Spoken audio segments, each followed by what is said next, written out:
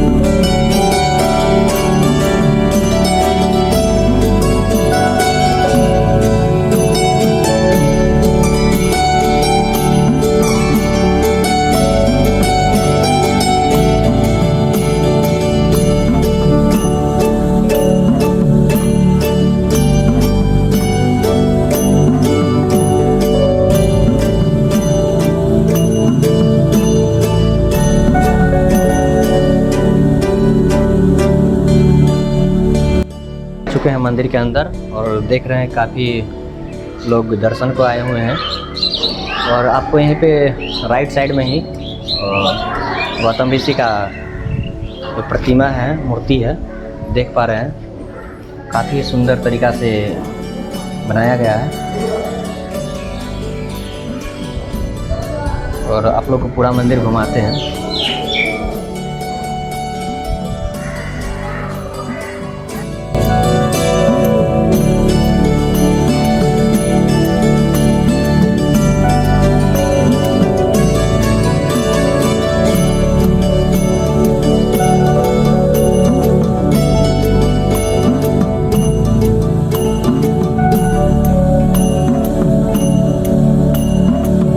मंदिर के मुख्य प्रतिमा के अंदर आ चुके हैं, जहाँ पे राम, लक्ष्मण और सीता जी का प्रतिमा है।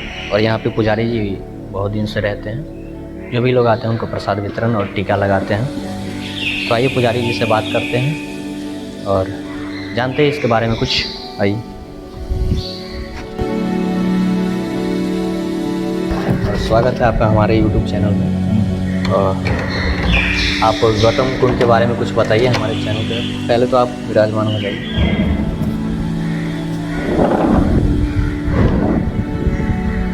ये मिलवाते हैं, यहाँ के पुजारी जी हैं, और उनसे कुछ जानते हैं इन मंदिर के बारे में। तो सबसे पहले शुभ नाम बताइए। मेरा नाम दिवाकर झा है। हम उच्चैठ दुर्गा स्थान के रहने वाले हैं जी। कितने दिनों से यहाँ रह रहे हैं आप? 2.5 साल से रह रहे हैं जी। और हम आपसे इस मंदिर के बारे में कुछ ऐतिहासिक बात जानना चाहेंगे, जो कि आप हमारे दर्शकों को बताइए। ऐतिहासिक बात इस मंदिर का यही है कि गौतम ऋषि का ये तपस्या स्थली है जी। निवास स्थान उनका पहला स्थान था जी। प्रत्येक दिन सुबह बेला में वो यहाँ आकर के स्नान करते थे गौतम कुंड में। पूरी दिन तपस्या करने के बाद संध्या बेला में पुनः आश्रम में चले जाते थे जी। यही उनका दिनचर्या था। और अपने जैसा तपस्या के बल पर 88,000 ब्रह्म ऋषि को निर्माण किए हैं जी। इसलिए यह स्थान जो है ना गौतम कुंड के नाम से विख्यात है। इसमें स्नान करने का बहुत महात्मा है। और हम यहाँ पे राम लक्ष्मण और सीता जी की प्रतिमा देख रहे हैं। इस प्रतिमा से क्या लगाव है गौतम ऋषि जी का? एक तो पहली बात वो ऋषि है, जी, तो भगवान से तो लगाव होंगे जी, लेकिन कुछ खास बात होगी जो यहाँ पे उस प्रतिमा को स्थापित किया गया है इस मंदिर के साथ। हाँ, पुष्पचयन के समय में भगवान यही इसी रास्ते से जनकपुर गए थे। जी विश्वामित्र उनके साथ में थे, तो इसी रास्ते से जब गए तो गौतम अहिला स्थान उनको रास्ते में आया। गौतम की नारी श्रापवश शिला पड़ी हुई थी। जी उसको देख करके विश्वामित्र जी कहते हैं कि गौतम नारी श्रापवश उपल देह धरि धीर चरण कमल रज चाहती कृपा करहु रघुवीर। तो उसने अपने पाँव से उनके चरण को स्पर्श कर दिया, जिसके कारण से गौतम ऋषि के श्राप से मुक्त हो गया। और उसी सिलसिला में गौतम ऋषि को दर्शन करने के लिए भगवान यहाँ आए। तो गौतम ऋषि बोले कि हम आपको क्या सेवा करें, हमारे पास में तो जल भी नहीं है। तो 2 धनुष बाण राम जी मार दिए और 3 लक्ष्मण जी मार दिए। उसी के संदर्भ में 5 कुंड यहाँ हो गया और पंचगंगा के नाम से यह जाना जाता है। और हमें जहाँ तक जानकारी कि यहाँ 7 कुआं भी है। 7 कुंड नहीं, 5 ही कुंड है। 5 कुंड है। 2 धनुष बाण जो है ना राम जी मारे थे और 3 लक्ष्मण जी मारे थे, तो 5 कुंड यहाँ हो गया। और यहाँ से अहिल्यासन कितनी दूरी पे? 3 किलोमीटर की दूरी पर पूर्व दिशा में है। जो अहिल्या इनकी पत्नी थी, जी जी इन्हीं के श्रापित से जी पत्थर बन गई। जी जी। और फिर उनके उद्धार के बारे में कुछ आप बताएंगे? उद्धार के बाद देवता के राजा इंद्र जो थे ना, गौतम की स्त्री के साथ में छल किए थे। जी। तो छल के सिलसिला में सुबह प्रातः बेला 4 बजे से पहले उस दिन जो है ना मुर्गा से बांध दिला दिए देवता के राजा इंद्र, जिस कारण वो आधी रात में यहाँ आ गए। जब स्नान करने के लिए कुंड में प्रवेश किए तो उनको आकाशवाणी हुई कि अभी हम विश्राम कर रहे हैं, आपके कुटिया में कोई अज्ञात आदमी प्रवेश कर गया है, आप वहाँ फौरन चले जाइए। वो गए तो देवता के राजा उनकी कुटिया से निकल रहे थे। इसी सिलसिला में पत्नी से पूछें कि ठीक है, ये हमारे आश्रम में कौन अज्ञात आदमी प्रवेश किया था। तो गौतम की नारी अहिल्या ने बोली कि आप दोनों आदमी का पर्सनैलिटी एक जैसा दिख रहा है। अब हमको तो भ्रम हो गया कि आप यही हमारे पति हैं, आप ही बताइए कि हमारा पति कौन है, आप हैं कि ये है। तो उसने बोला कि आप ठीक है, सब कुछ हमारे समान था उनका, लेकिन वाणी में तो आप अंतर था, उससे आप नहीं परख सके कि हमारे पति है कि नहीं है। इसी सिलसिला में देवता के राजा इंद्र को भी श्रापित कर दिए। अंजनी से पूछे कि आश्रम में कोई प्रवेश किया था, वो भी बोल दिए कि नहीं, हम नहीं देखे। अंजनी से कुछ बात आती है जो कि यहाँ लोग कहते हैं कि हनुमान जी के नाना है गौतम ऋषि जी। कुछ लोग इस बात को मानने से इनकार करते हैं, क्या कहेंगे इस पर आप? नहीं, सही में है, सही अनुमान जो है ना, सही तथ्य है कि हनुमान जी के नाना गौतम ऋषि है और नानी अहिल्या। जी जी जी जी। अहिल्या की पुत्री अंजना। हाँ, अंजना। लेकिन इस बात से बहुत सारे लोग, जैसे बाहर के लोग हैं, इस एरिया के लोग जो जानते हैं वो तो मानते हैं, लेकिन जो भी बाहर के लोग हैं इस बात से इग्नोर करते हैं। इग्नोर नहीं करना चाहिए। जैसे कि आप टीवी पे देखते होंगे जय जय जय बजरंगबली है, ये देखकर लोग कुछ भ्रमित हो जाते हैं, जो कि उनका मानना है कि नहीं, यह अहिल्या और गौतम उनके नाना नानी नहीं है। नहीं। इन लोगों को आप क्या संदेश देना चाहेंगे? ये तो शास्त्र की बात है। अब जिस पर शास्त्र पर विश्वास नहीं करें वो तो हमारी गलती है। पहले बहुत पुराना इतिहास है, इतिहास पर तो हमको विश्वास ही करना पड़ेगा।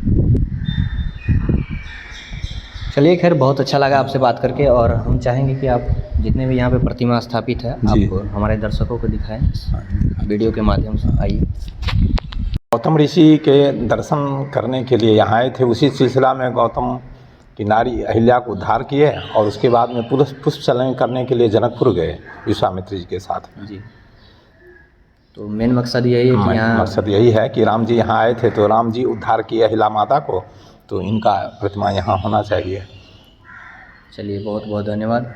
और यहाँ पे कितने दूर दूर से लोग आते हैं अभी? बहुत दूर से यहाँ आते हैं, दिल्ली, कलकत्ता, बम्बई, यहाँ तक कि नेपाल तक के आदमी यहाँ पे आते हैं। चलिए पंडित जी, बहुत अच्छा लगा आपसे बात करके, बहुत बहुत धन्यवाद। धन्यवाद। तो अभी पंडित जी जो बता रहे थे उस पांचों कुआं के बारे में, वो पांचों कुआं इसी के अंदर है, जो कि चारों तरफ से चबूतरा बना दिया गया है और इसी के अंदर पांचों कुआं है। इसी के अंदर लोग आते हैं, स्नान करते हैं और पांचों के पांचों कुआं में डुबकी लगाते हैं। और उनका मानना है लोगों का कि जैसे हम गंगा स्नान करने से लोग मानते हैं कि मेरा पाप धुल जाता है, वैसे यहाँ कुंड स्नान करने से लोगों का पाप धुल जाता है। लोग ही मानते हैं और हम ही मानते हैं। कुछ इस तरह का ही दिखता है। कुआं आपको ऐसे नहीं दिखेगा, कुआं के ऊपर भी पानी है। आप लोग आइए और इस कुंड में स्नान कीजिए। यहाँ आने के लिए सबसे पहले आपको दरभंगा ज़िला आना पड़ेगा। दरभंगा ज़िला के कमतौल स्टेशन आना पड़ेगा। कमतौल थाना भी पड़ता है। कमतौल स्टेशन से 3 किलोमीटर अहिल्या स्थान है, वहाँ से 3 किलोमीटर यह गौतम कुंड, जहाँ पे गौतम ऋषि रोज़ सुबह स्नान करने आया करते थे। हालांकि पंडित जी काफ़ी विस्तार से बता दिए हैं, तो हमें बताने की ज़रूरत नहीं है। तो यही है, और भी चारों तरफ से किस तरह का नज़ारा है इस गौतम कुंड का, हम आप लोग को दिखाते हैं।